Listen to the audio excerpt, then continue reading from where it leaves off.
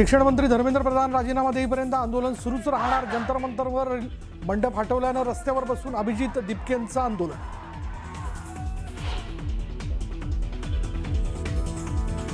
मी माझं उपोषण सुरूच ठेवणार, सोरंग वांगचूक यांचा निर्णय। शांततापूर्ण मार्गाने आंदोलन करणाऱ्या तरुणांना दिलेल्या क्रूर वागणुकीचा वांगचूक यांच्याकडून निषेध।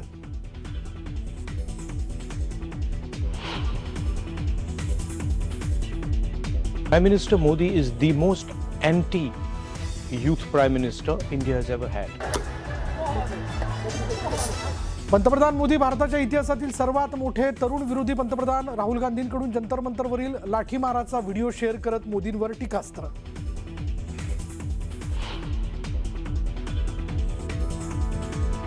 मेलेल्यांना जिवंत केल्याबद्दल धन्यवाद। आजच्या आंदोलनाचं श्रेय सरन्यायाधीशांना। सीजेपीच्या दिल्लीतील आंदोलनावरनं संजय राऊतांचा सरन्यायाधीशांना टोला।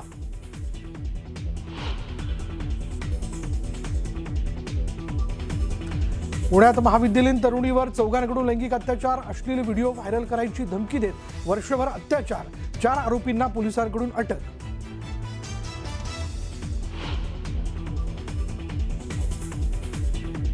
निर्गुण हत्याकांडानं कल्याण हादरलं। प्रियकराची हत्या करून मृतदेह बाथरूममध्ये सोडून महिला फरार। व्हॉइस मेसेज पाठवून घरमालकाकडे दिली कृत्याची कबुली।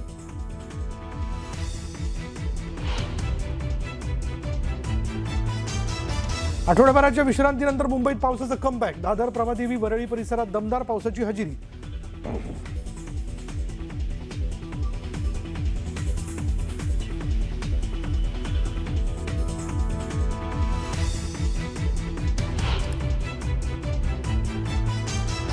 बेस्टच्या वाढत्या अपघातासंदर्भात चौकशीसाठी समिती स्थापन करावी। बेस्ट अपघातात जखमी प्रवाशांवर मोफत उपचार करावेत। मानखुर्दमधील बेस्ट अपघात प्रकरणी नवनाथ बन यांची मागणी।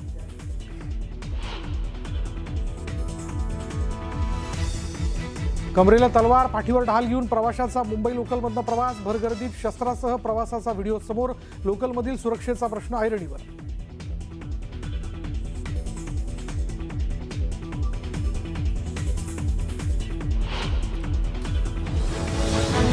या आंदोलनाच्या बातम्या आपण बघतच राहणार आहोत। दरम्यान यानंतर आपल्याला बातम्या बघायच्या आहेत युद्धाच्या। आपल्याला माहिती असेल मागील काही दिवसांपासून इराण आणि अमेरिकेदरम्यान युद्ध सुरू आहे। सध्या आखातामध्ये नेमकं काय घडतंय पाहूयात त्या संदर्भातल्या बातम्या।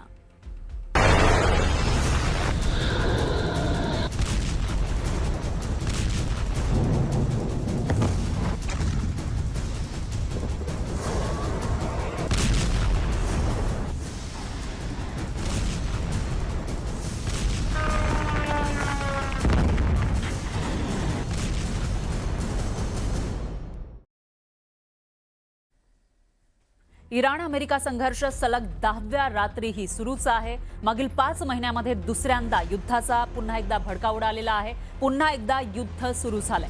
शांतता करार रद्द झाल्याच्या ट्रम्प यांच्या घोषणेनंतर गेल्या 9 दिवसांपासून आखाती देशांमध्ये तणाव वाढलेला आहे आणि प्रत्येक रात्री हल्ले वाढतच असल्याचं दिसून येतंय। अमेरिकेनं इराणच्या लष्करी तळांसह तेल शुद्धीकरण प्रकल्प, एअरबेस, मोठमोठ्या महत्त्वाच्या इमारतींना लक्ष्य केलंय। सलग 10व्या दिवशी अमेरिकेकडून एअर स्ट्राईक करण्यात आलाय। इराणवर हल्ल्यासाठी अमेरिकेकडून लांब पल्ल्याच्या क्षेपणास्त्रांचा वापर केला जातोय।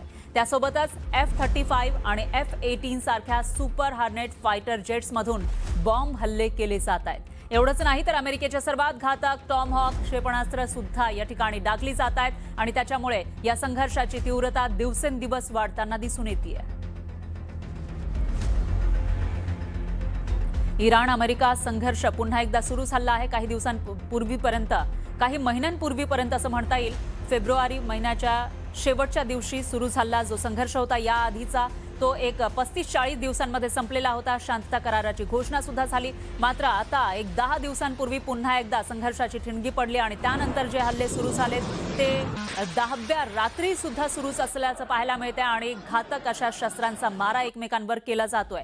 यामध्येच अमेरिकेकडून जे हल्ले केले जात आहेत त्यामुळे इराणमधील फॅसिलिटी सेंटर्स ज्या मूलभूत सुविधा आहेत त्या नष्ट होत असल्याची माहिती आहे।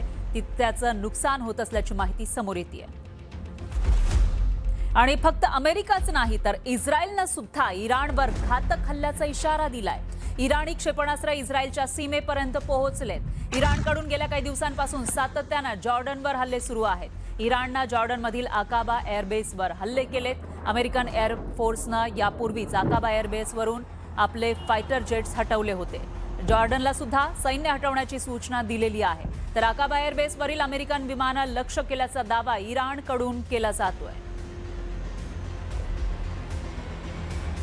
फक्त अमेरिकाच नाही तर आता इस्रायल सुद्धा या ठिकाणी पुन्हा एकदा युद्धामध्ये उतरताना पाहायला मिळतो. आपल्याला आठवत असेल तर या आधीचा जो संघर्ष होता फेब्रुवारी-मार्च महिन्यामधला, त्यावेळेला इस्रायल आणि अमेरिका या दोन्ही देशांनी मिळून इराणवर हल्ले केलेले होते आणि त्यानंतर जेव्हा शांतता करार झाला तेव्हा कुठे हे हल्ले थांबले आणि आता जेव्हा दुसऱ्यांदा हा संघर्ष सुरू झालाय तेव्हा अमेरिका एकीकडे हल्ले करत असताना दुसरीकडे इस्रायलकडून सुद्धा आता हल्ले केले जाण्याची शक्यता आहे. त्यामुळे इराणचं आणखी मोठं नुकसान होण्याची शक्यता वर्तवली जाते. दरम्यान अमेरिकेनं इराणच्या सीमावर्ती भागामध्ये जोरदार हल्ले केलेले आहेत. दक्षिणातील बंदर अब्बास, जास आणि सिरिकवर बॉम्ब हल्ले केले. तर इराणच्या पश्चिमेतील कुझेकिस्तानमध्ये अहवाज, मशहर, बंदर इमाम आणि आबादांवर सुद्धा एअर स्ट्राईक करण्यात आले. इराणच्या वायव्य भागातील तब्रीज प्रांतावर अमेरिकन फायटर जेट्समधून जोरदार बॉम्ब हल्ले सुरू आहेत आणि हे हल्ले केल्यानंतर नेमकं कशा पद्धतीनं तिथं ब्लास्ट होत आहेत त्याचा अंदाज आपल्याला या सॅटेलाइटद्वारे टिपलेल्या दृश्यांच्या माध्यमातून येऊ शकेल. इराणमध्ये हे हल्ले सुरू आहेत.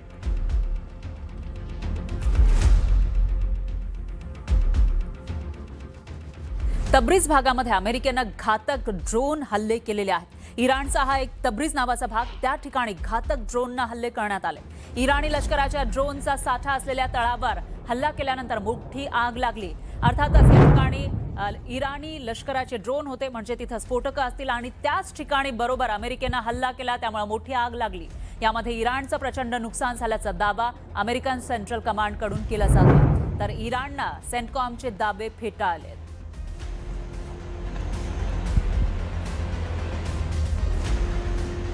आणि इराणच्या एअर डिफेन्स सिस्टीमनं दक्षिण प्रांतामध्ये अमेरिकन ड्रोन्स पाडल्याचा दावा IRGCनं केलाय.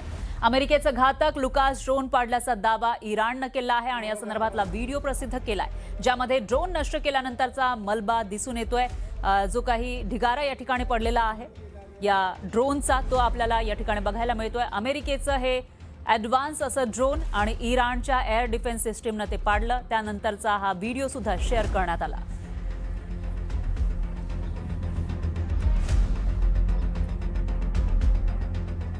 यानंतर बातमी आहे भारतातली. पाऊस अनेक ठिकाणी पडतोय. उत्तर भारतामध्ये मुसळधार पावसानं हाल बेहाल झालेले आहेत. सतत कोसळणाऱ्या पावसामुळे अनेक भागामध्ये दरड कोसळतीये. हिमाचल प्रदेशात अनेक ठिकाणी मुसळधार पावसामुळे दरडी कोसळत आहेत. हिमाचलमध्ये अनेक जिल्ह्यांसाठी पावसाचा रेड आणि ऑरेंज अलर्ट जारी केला आहे, म्हणजे या ठिकाणी मुसळधार ते अतिमुसळधार पाऊस पडतोय. दुसरीकडे उत्तराखंडमधील संताला देवी मंदिरालगतच्या नदीमध्ये 7 जण अडकले होते. सुदैवानं त्यांची वेळेत सुटका करण्यात आली आहे. आणि जम्मू काश्मीरमधील गुरेज भागामध्ये ढगफुटी झाली, म्हणजे कमी वेळेमध्ये खूप मोठा पाऊस या ठिकाणी झाला. यामुळे आलेल्या पुरात रस्ते, घरं आणि वाहनांचं नुकसान झालंय. उधमपूरमध्ये मुसळधार पावसामुळे नद्यांच्या पाणी पातळीमध्ये वाढ झाली, त्यामुळे 10,000 पेक्षा जास्त गावं प्रभावित झाली आहेत. आसाममधील शिवसागर इथं सततच्या पावसामुळे पूरसदृश्य स्थिती निर्माण झाली आहे. अनेक गावं पाण्याखाली गेलेली आहेत. त्यांचा एकमेकांशी असलेला संपर्क तुटलेला आहे. त्याची ही दृश्य आपण न्यूज 18 मराठीच्या माध्यमातून बघू शकतोय. आणि जम्मू काश्मीरच्या किश्तवाडमध्ये ढगफुटी झाली, त्यानंतर मोठ्या प्रमाणामध्ये नुकसान झालंय. दच्छन भागात अनेक घरांचं नुकसान झालेलं आहे. पिकं आणि शेतजमीन वाहून गेली आहे. दरम्यान दोडा आणि किश्तवाडमध्ये प्रशासनानं नागरिकांना नदीकाठापासून दूर राहण्याचं आवाहन केलंय. ही दृश्य आपण बघू शकतो. गुरेज भागात घरं, दुकानं वाहून गेली. पूंचमध्ये पूल आणि जे रस्ते आहेत ते त्याच्यावर याचा परिणाम झाल्याचं पाहायला मिळतंय. उत्तरेत एकूणच पावसाचा कहर सुरू आहे.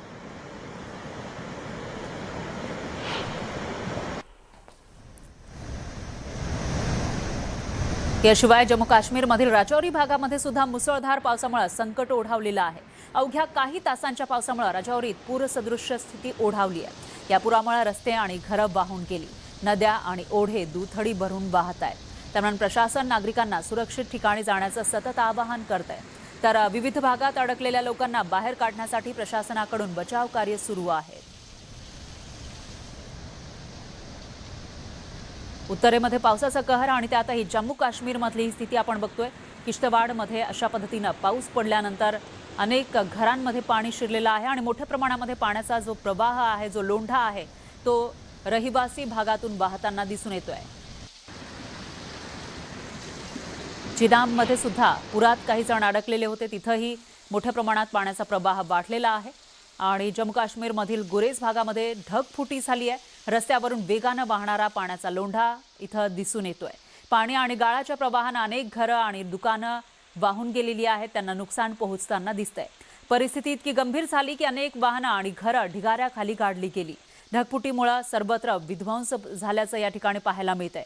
त्याचीच ही दृश्य आपण बघू शकतोय. इथं ढगफुटी झाली म्हणजेच मोठ्या प्रमाणामध्ये पाऊस झाला आणि त्याच्यानंतर हा जो पाणी तिथं जमलेलं होतं, साचलेलं होतं, ते पाणी येताना त्याच्यासोबत गाळ, माती, दगड हे सुद्धा वाहून येत होते. आणि अशामध्येच जी घरं होती खोल भागामध्ये असलेली, सखल भागामध्ये असलेली, ती मात्र या मलब्याखाली, ढिगाऱ्याखाली गाडली गेल्याचं दिसतंय.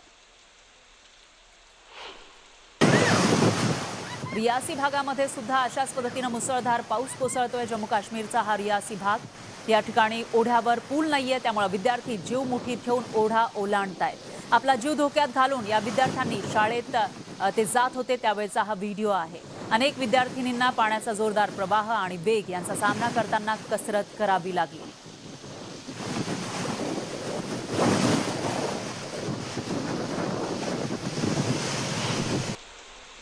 याशिवाय जम्मू काश्मीरमधील पूंछ भागामध्ये सलग तिसऱ्या दिवशीही पाऊस सुरूच आहे. मुसळधार पावसामुळे पुलासह नदी आणि अनेक नद्या, त्याचबरोबर ओढे दुथडी भरून वाहत आहेत. पुलावरून सुद्धा पाणी जात आहे. सुनटोकमध्ये दरड कोसळली आणि त्यामुळे 8 जण बेपत्ता झाल्याची माहिती समोर आली आहे सुरनकोटमध्ये. त्यानंतर या 8 जणांचा शोध सुरू करण्यात आलाय. सुनील शर्मा यांच्या नेतृत्वाखालील भाजपच्या एका शिष्टमंडळानं बाधित भागांची पाहणी सुद्धा केली. सुनील शर्मा यांनी बाधितांना सर्वतोपरी मदतीचं आश्वासन दिलंय.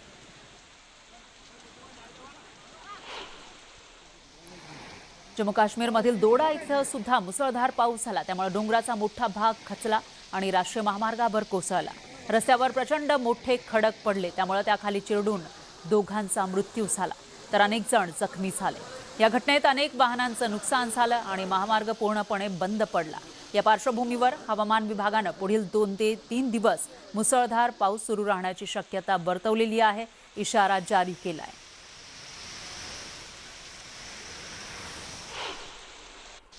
तर दुसरीकडे जम्मूच्या अखनूर परिसरामधील चिनाब नदीलाही पूर आलेला आहे. या पुरात काही युवकांनी जीव धोक्यात घालून पुराच्या पाण्यामध्ये वाहून आलेले लाकडाचे ओंडके गोळा केल्याचा व्हिडिओ सोशल मीडियावर व्हायरल होतोय. प्रशासनानं नागरिकांना नदीकाठापासून दूर राहण्याचं आणि जीव धोक्यात न घालण्याचं आवाहन केलं आहे. मात्र तरी सुद्धा हे तरुण आपला जीव धोक्यात घालून हे लाकडी ओंडके वाचवण्याचा प्रयत्न करताना दिसून येत आहेत, गोळा करण्याचा प्रयत्न करताना दिसत आहेत.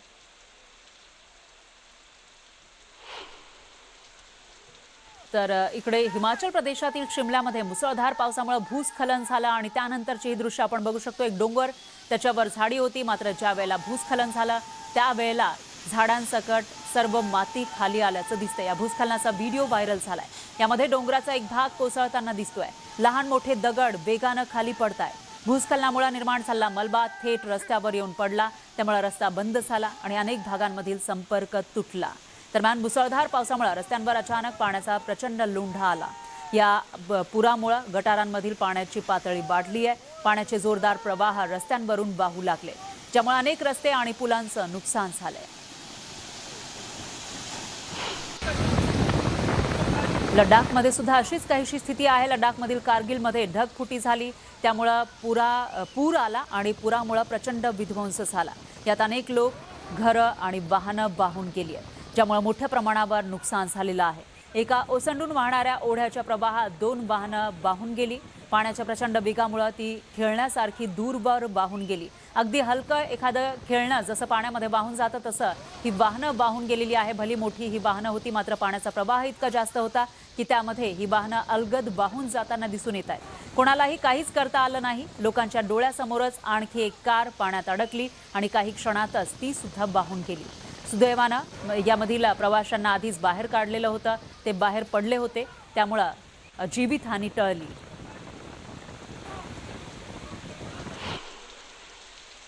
उत्तराखंडमध्ये सुद्धा तशीच काहीशी स्थिती आहे. उत्तराखंडची राजधानी डेहराडूनमध्ये मुसळधार पाऊस झाला, त्यामुळे एका नदीला पूर आला. पाण्याच्या प्रवाहात एक स्कूटर स्वार अडकला होता. लोकांनी स्वतःचा जीव धोक्यात घालून त्याची सुटका केली. जर थोडाही उशीर झाला असता तर तो माणूस प्रवाहाबरोबर वाहून गेला असता आणि त्याच वेळेला लोकांनी तिथं पोहोचून या व्यक्तीला बाहेर काढलेला आहे. मुसळधार पावसामुळे गोना नदीच्या पाणी पातळीमध्ये अचानक वाढ झाली आणि पाण्याचा प्रवाह धोकादायक पातळीवर पोहोचला आहे.